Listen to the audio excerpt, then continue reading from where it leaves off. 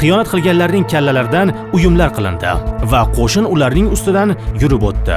Ammo bir kecha Isfaxon aholisining bir guruhi sulhga xiyonat qilib, uxlab yotgan askarlarni o'ldirdi. Mingdan ortiq maxsus ustalar qo'shin uchun uzluksiz qurol-aslaha tayyorlab bergan.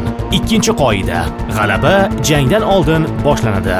Hatto bosh vazir Amir Dovud ham javobgarlikka tortildi. Biroq Temur har doim ham g'alaba qozonavermagan. G'alla narxi keskin oshgan paytlarda davlat bozorlariga arzon g'alla chiqarib, narxlarni barqarorlashtirdi. Sohib Qur'on qo'shinlari o'z davri uchun g'ayrioddiy darajada tartibli tashkil etilgan edi. Aytishlaricha, bir bolakay boshida birlagan tilla bilan Temur davlatining bir chetidan ikkinchi chetigacha yursa, hech kim unga tegmagan.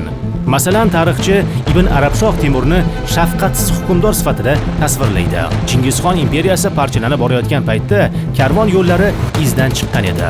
Har bir yurishdan so'ng Temur qo'shini faqat o'lja bilan qaytmadi. Karvonlar bilan birga olimlar, hunarmandlar va san'at ustalari ham Samarqandga olib kelindi. San'at bilan bir qatorda me'morchilik ham misli ko'rilmagan darajada rivojlandi.